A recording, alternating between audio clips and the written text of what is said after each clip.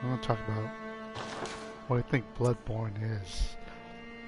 I've been reading a lot of these lores and seen YouTube videos from Vitaly and Red, Red something, read his PDF, and I came to the conclusion that Bloodborne is, the players is still unconscious. They are still on the table. Let's see.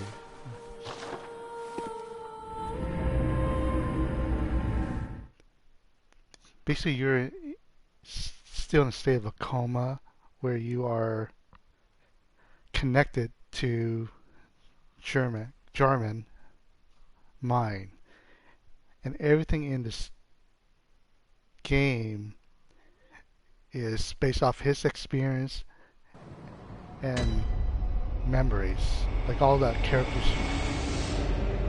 you encounter are people and enemies from the past that he encountered, and the point of the dream is basically you in still on the table,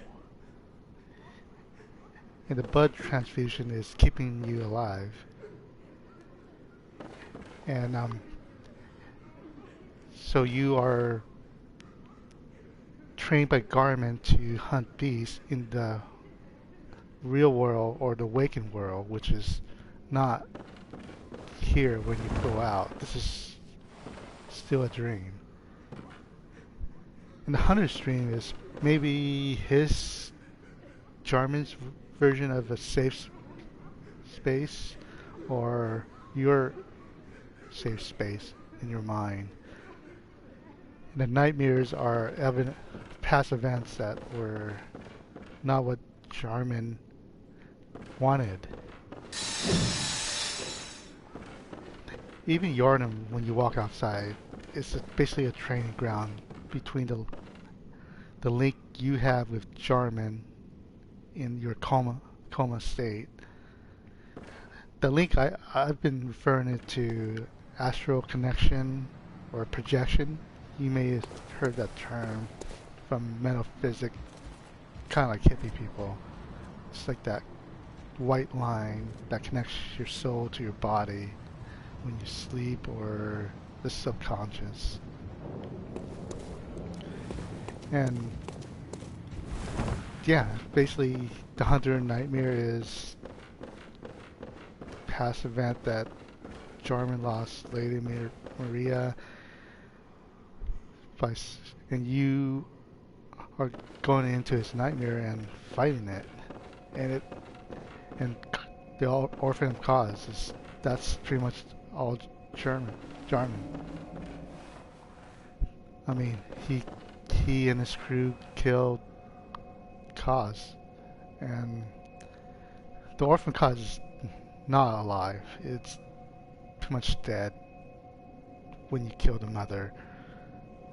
Not when Jarman killed the mother in the past, and and when you fight it, it just represents Jarman, as you see the orphan cause as an old, frail. It's probably more of what Jarman is, and you can hear the cries that sounds similar to how he cries in the Hunter's Dream. And once you kill that, you connect the link between the bad part of his dream. So once we meet him again, he's more relaxed. Same thing with the Nightmare of Mensis, which is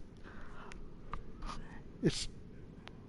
I'm open to the idea that there's other people that are linked to your mind through that.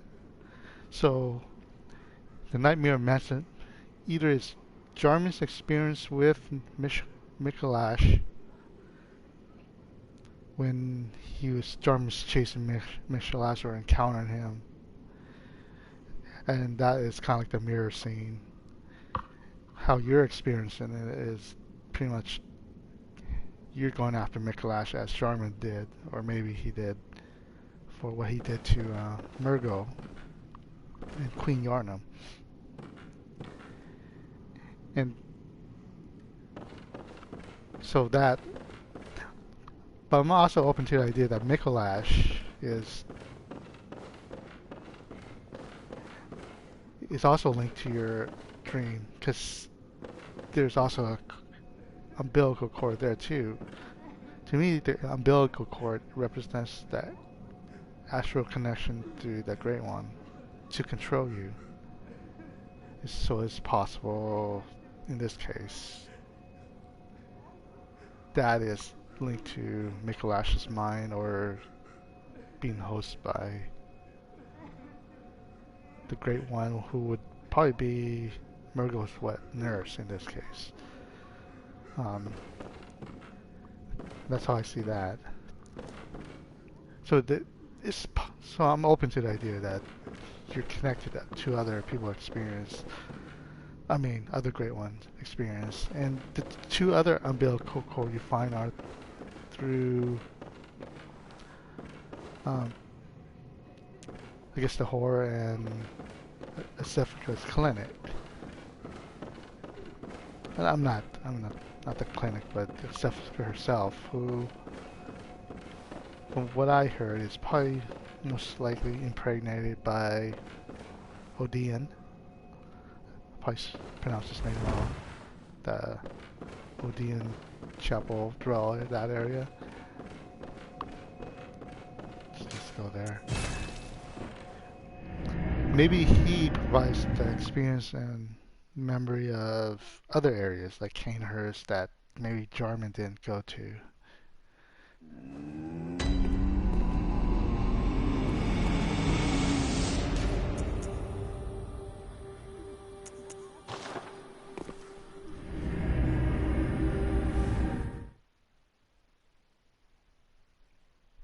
And what else? Oh yeah, and what about the Challenge Dungeons? To me, the Challenge Dungeons is probably just past stories that Gehrmen heard from other people. It's always changing the layouts, because maybe he doesn't really know of what those events were actually are. It's just stories that he's maybe fabricating it through the dreams. And you can see there's a bunch of reference to the dream in this game. The Hunter's dream is obviously your state of unconscious, or maybe some people might call out body dreams. The Nine Mirrors are obviously from most likely Gehrmen, and the armadillo, or armadillo. Let's see if we can still see them. Well, that's brain. It's part of the physical brain in your brain.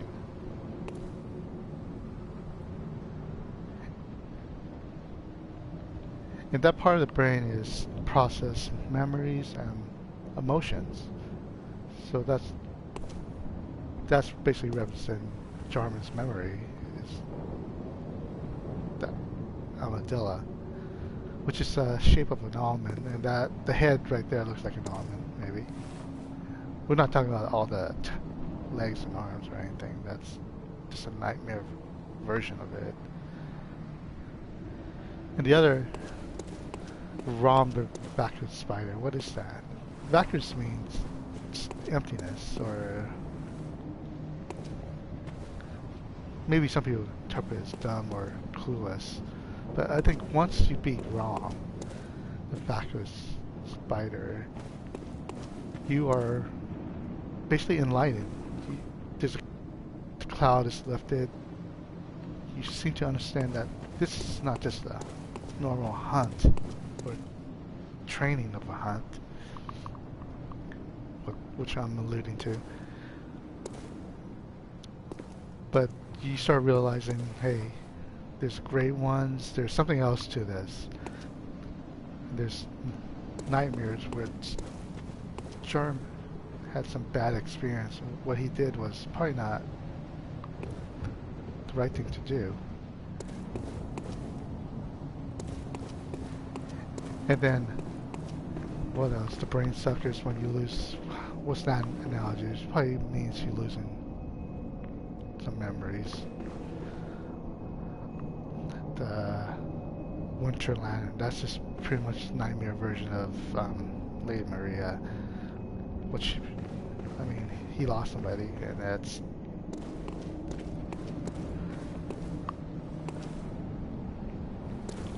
And that's just the nightmare version of her.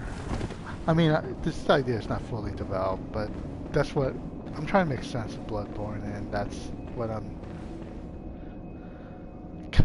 making. This is what my thoughts are, and it's a theory, basically. And then the 3 endings to this game. The first one is you submit to Gehrmen, and you basically he cuts your head off. What does that mean, or in title? I think that's the beheading is basically him cutting his astral connection or link to you. You have finished the training, and now you wake up in the waking world, and you're prepared to battle beasts or whatever other church encounters that Gehrmen taught you in this game. And yeah, you are in the real world, and if you die, you probably die too. Not, you don't wake up in a dream again, and it's like in real life. You die, if you're dead, you're dead. If you get killed, there's no dream to wake you up. The second version, where you defy Gehrmen, basically means, from what you learned, he was a bad guy, and you're not going to submit to him. So, as you beat him, he is now dead in the real world too. So he is no longer the host of the dream, the nightmare, the memories, and all the experience as a host. He is no longer the host, and there is no host. So that's why the moon present comes down and takes you and makes you the host. The moon present Flora needs somebody to host the dream, and as the recent hunter, you finish all the tasks. You know how to train the beast. You are going to use she's going to use your mind as the ground to be the new host for other new hunters. So you are now in that coma stage, or where what Gehrmen was doing. So, and that's that. You are taking his place as the host. The third ending is you defy Gehrmen, beat him, disconnect that connection with Gehrmen because he is dead, and then by eating the 3 umbilical cord. Let's see the umbilical cord. I only have one at this stage of the game. That's the playthroughs.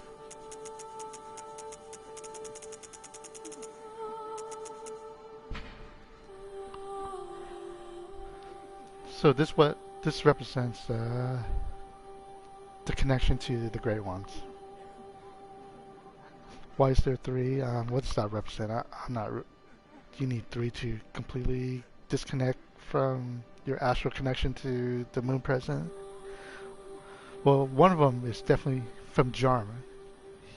You find that in the workers' workshop, the hunter's workshop, I mean. And he used that to summon the moon present, as you can read from this description.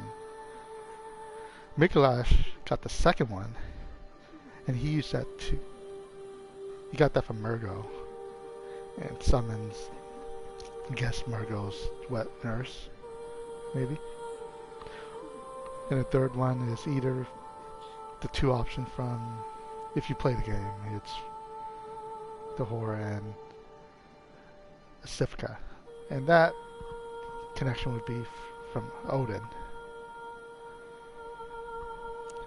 So you cut your connection with the Great Ones, so they cannot control you.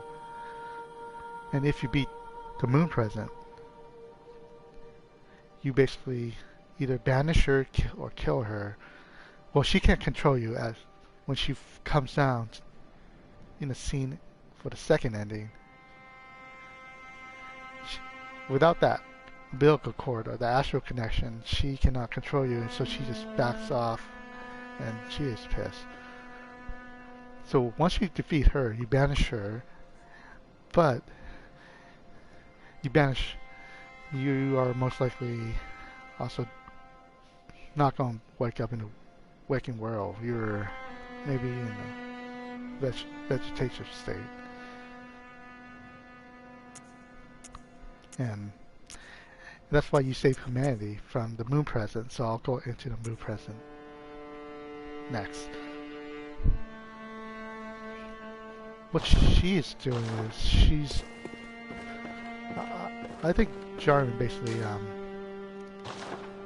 used the same method as Mikolash with the umbilical cord from Kaz to summon her and use her supernatural powers to create this world or subconscious world where new hunters can be trained to fight the beasts, or maybe other corruptions from the church.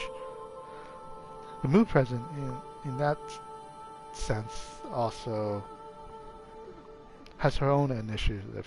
I think that is, she wants to train the hunter to hunt down other great ones. So she will be the only, or the few great ones that already extended in that metaphysical world. But so by killing other great ones, they won't be as powerful as her. They won't ascend to her level. And that's what I think her mission is. And also and that also controls. So that's why the game ends when you beat Murgo. You have learned how to defeat the Great One. And so basically your training's done. You know how to beat the beast. And maybe the nightmare of bad church members and their corruptions and the Great Ones. So the game is basically over. Begins to have an ending. So once you defeat Murgo, you're pretty much stopping her from training other hunters to kill other Great Ones. And that's that in that part. And if you have any questions, just write a note. I mean, this theory is still kind of open. I think if the more people talk about it, they can maybe flush some things that I haven't really figured out or thought. But that's the basic idea. You're in a dream being trained by Gehrmen. And it's basically hosted by the Moon President. And the 3 endings represent either you go back to the waking world, you disconnect your connection with astral connection with Gehrmen, and you save humanity from the puppet master of the Moon Present, who controls basically you and humanity, like doing her biddings. That's what it is. Alright? Thank you for listening to my ideas. It may be out there, but I posted on a couple of Wikipedia, Bloodborne Wikipedia page. Some people think it's crazy. Others think it might have some value to it. But as long as we keep on debating, Bloodborne will still be alive, and try and make sense of it. Alright, thanks. Bye.